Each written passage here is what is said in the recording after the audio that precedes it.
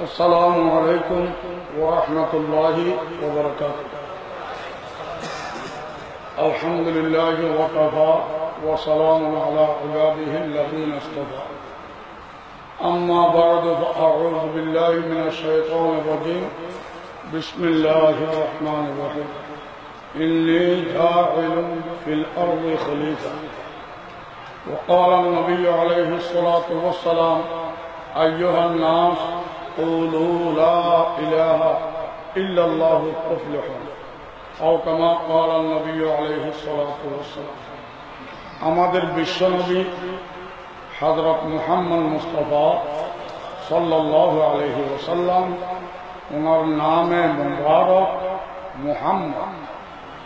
মুহাম্মদ শব্দের অর্থ মুফরাদান নামক কিতাব ইমাম রাগিব আল ইসফাহানি রাহিমাহুল্লাহ মুহাম্মদ শব্দের অর্থ লেখছেন আল্লাযী উজমিআত ফীহি আল খিসালুল মাহমুদ। মুহাম্মদ ওই ব্যক্তিকে বলা হয় যার মধ্যে পৃথিবীর সমস্ত ভালো ভালো গুণ আল্লাহ পাক একত্রিত করে দিয়েছেন। হযরত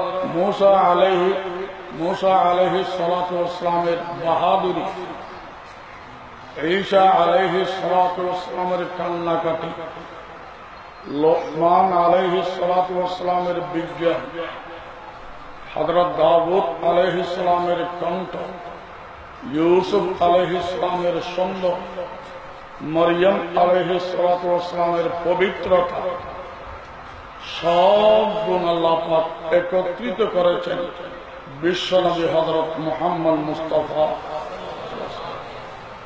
এক অর্থ। আরেকটি অর্থ লিখেছেন মুহাম্মদ শব্দ হামদ শব্দ থেকে এসেছে। হামদ শব্দের অর্থ কাযাউল হক। হামদ কাযাউল হক, যার হক পরিপূর্ণ করে দেওয়া হয়েছে। মুহাম্মদ ওই ব্যক্তিকে বলা হয় একজন কামেল মানুষকে কামেল বানানোর জন্য যত গুণ লাগে সব গুণের হক আল্লাহ পাক পূর্ণ করে দিয়েছেন মুহাম্মদুর রাসূলুল্লাহ। ওনাকে সামনে রাখলে ব্যক্তিগত জীবন, পারিবারিক জীবন, সামাজিক জীবন, রাষ্ট্রীয় জীবন, সর্বক্ষেত্রে উনি আমাদের আদর্শ। রাষ্ট্র পরিচালনা করবেন, সমাজ পরিচালনা করবেন, পরিবার পরিচালনা করবেন, ব্যক্তি পরিচালিত হবে। নবীর বাইরে যাওয়া লাগবে না। বাইরে যাওয়ার অর্থ নবীর আদর্শ বাদ দেওয়া। কোন দিক দিয়া নবীকে ত্যাগ করে বাইরে যাওয়ার কোন রাস্তা একজন ইমানদারের জন্য নাই। প্রশ্ন, চরমনাই হযরত মরহুম আল্লাহওয়ালা আল্লাহর ডাকে চলে গেলেন। ওনার মেহনত এখনো চালু। ওনার দ্বীনের দাওয়াত দিবেন ঠিক, রাজনৈতিক ময়দানে তারা রাজনীতি করেন কেন? এই লোক প্রশ্ন। তার জবাব আমরা ঈমান এনেছি হযরত মুহাম্মদ মুস্তাফা সাল্লাল্লাহু আলাইহি ওয়াসাল্লাম। আমরা ধর্মকে তো মহব্বত করি, এখানে আবার রাজনীতি করতে ইসলামের রাজনীতি আসলে কেন? এই প্রশ্নের জবাব যেই নবীর উপর আমি মেনে এনেছি উনি কি রাষ্ট্রপতি ছিলেন না? আবু বকর সিদ্দিক কি রাষ্ট্রপতি ছিলেন না? উমর ফারুক কি রাষ্ট্রপতি ছিলেন না? ওসমান গনি কি রাষ্ট্রপতি ছিলেন না? হযরত আলী কি রাষ্ট্রপতি ছিলেন না? আপনি আবার বলবেন ইসলামের রাজনীতি করতে। হ্যাঁ, একটা কথা বলতে পারেন, আমরা যে রাজনীতি করি সেটা ইসলামে নাই, যেটা ইসলামে আছে সেটা আমরা এখন বাস্তবায়ন করতে পারি। ঠিক কিনা? ইসলামকে আধা ধর্ম নাকি পূর্ণাঙ্গ ধর্ম? সেখানে ব্যক্তিগত জীবন থাকবে, পারিবারিক জীবন থাকবে, সামাজিক থাকবে, রাষ্ট্রীয় জীবন থাকবে না, আন্তর্জাতিক কোন এখানে আদর্শ থাকবে না। এটা তো হতে হবে, সর্বদিক দিয়ে আদর্শিত ধর্ম। ঠিক কিনা? ইন্নী জাইলুন ফিল আরদি খলিফা। আপনি বলবেন ধর্ম করবেন আবার রাজনীতি করতে, তার জবাব আল্লাহ পাক বলেছেন আমি একটা মানব জাতির সৃষ্টি করতেছি, তারা হবে আমার খলিফা। খলিফা অর্থ আইনের মালিক আমি আল্লাহ থাকবো, সে আইনগুলো তারা নিজে আমল করবে, ইবাদত আমল করাইবার চেষ্টা করবে, তার নামে খেলাফত। খেলাফতের বাংলা রাজনীতি। ঠিক কিনা? রাজনীতি অর্থ রাজ্যনীতি। রাজ্যনীতি ব্যক্তি দিয়ে হয় না, রাজ্যের মালিকের আইন দিয়ে করা লাগবে, মালিক হবে। ঠিক কিনা? ইন্নী জাইলুন ফিল আরদি খলিফা। আমি একটা মানব জাতির সৃষ্টি করতেছি, তারা হবে খলিফা, খেলাফতের দায়িত্ব আদায় করবে, আমার প্রতিনিধিত্বের দায়িত্ব আদায় করবে, আইনের মালিক আমি থাকবো, মানবে তারা ইবাদত, মানাবের চেষ্টা করবে রাজনীতি খেলাফত।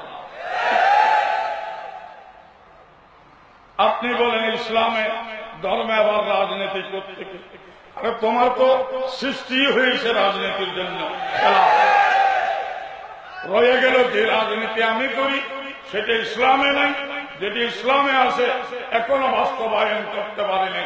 নামে মুসলমান, বাস্তবে মুসলমান কাকে বলে সেটা শিখতেও পারে।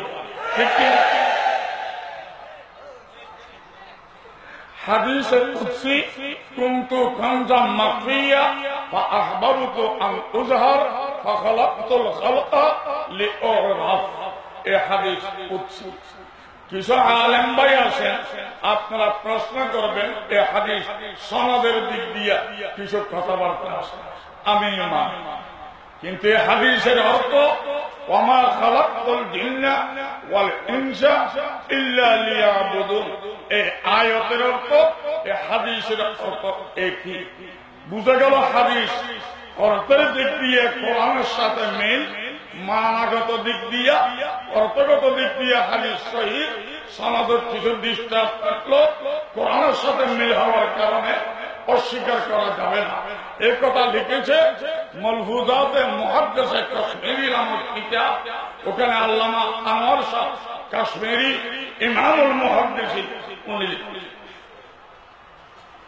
কুনতু কানজাম মাখফিয়া। হাদিসের উৎস অর্থ আল্লাহ বলছেন আমি গোপন ভান্ডার ছিলাম, আমাকে চিনবার কেউ ছিল না, আমি কাউকে বানাই নাই। এক সময় কেউ ছিল না, আমি ছিলাম, আমি গোপন ভান্ডার ছিলাম। কুনতু কানজাম মাখফিয়া ফাআহবাবতু আন উযহার। আমি আত্মপ্রকাশের ইচ্ছা করি। গোপন ভান্ডার ছিলাম, চিনবার কেউ ছিল না, আমি কাউকে বানাইছিলাম না, আমি আত্মপ্রকাশের ইচ্ছা করলাম। তো কার কাছে আত্মপ্রকাশ করব? তাদের কথা বানাইতে হবে। ফাখালাকতুল খালকা, ৮০,০০০ বছর আমি আল্লাহ সৃষ্টি করলাম। কেন সৃষ্টি করলাম? লিউরাফ, আমি তাদের কাছে পরিচিত হব, তারা আমাকে চিনবে। এই হাদিসের অর্থ সৃষ্টি জগতের রহস্য, মূল লক্ষ্য উদ্দেশ্য মারফতে এলাই। আয়াত বলছিলাম খেলাফত উদ্দেশ্য, হাদিস বলতেছি মারফত উদ্দেশ্য। আরেকটি আয়াত ওয়ামা খালাকতুল জিন্না ওয়াল ইনসা ইল্লা লিয়াবুদুন।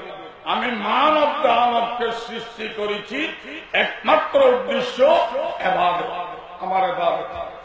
এক আয়াত বলে ইবাদত, আর এক আয়াত বলে খেলাফত, হাদিসে কুদসি বলে মারফত। এক আল্লাহ যদি তিন কথা বলে আমরা যাব কোথায়? এই জন্যই তো মুরব্বী লাগে, মুরব্বীর থেকে ব্যাখ্যা দিতে হবে।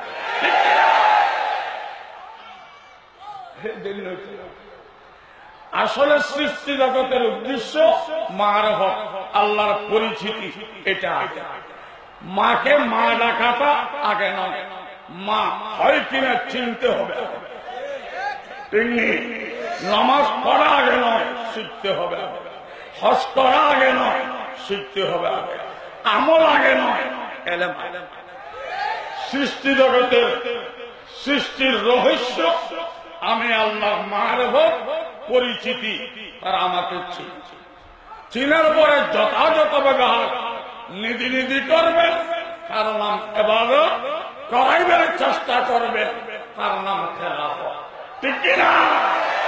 আল্লাহকে ইবাদত আগে না চিনে আগে? চিনে আগে। চিনিয়ে কি বসে থাকবেন নাকি ওনার যথাযথ ব্যবহার করবেন? যথাযথ ব্যবহার কি দিয়া? আল্লাহর মাথা দাবাই দিবেন, পা দাবাই দিবেন, খাওয়া দাওয়া দিবেন না, ওনার ইবাদত করতে হবে। ঠিক কিনা? আল্লাহ নিরাকার, ওনাকে বিশ্বাস করতে হবে নিরাকার অন্তর দিয়ে। অন্তরের বিশ্বাসের নাম ঈমান, শারীরিক আমলের নাম আমল। তেমনি শরীর থেকে অন্তরের মূল্য বেশি, শরীরের আমল থেকে অন্তরের ঈমানের মূল্য বেশি। আল্লাহকে চিনতে হবে আগে, অতঃপর ইবাদত করতে হবে নিজে। করাইবার চেষ্টা করলে তার নাম খেলাফত। রাজনীতি রাজ্যনীতি। রাজ্যনীতি ব্যক্তি আইন দিয়ে হবে না, মানুষের আইন দিয়ে হবে না, দুর্বল দিয়ে হবে না, ভুল করনে ওয়ালার আইন দিয়ে হবে না। যার ভুল নাই, যিনি সর্বক্ষমতা মালিক, যিনি সারা পৃথিবীর সৃষ্টিকর্তা, ওনার আইন হবে। আমরা মানব, ইবাদত মানবের চেষ্টা করব। ঠিক কিনা?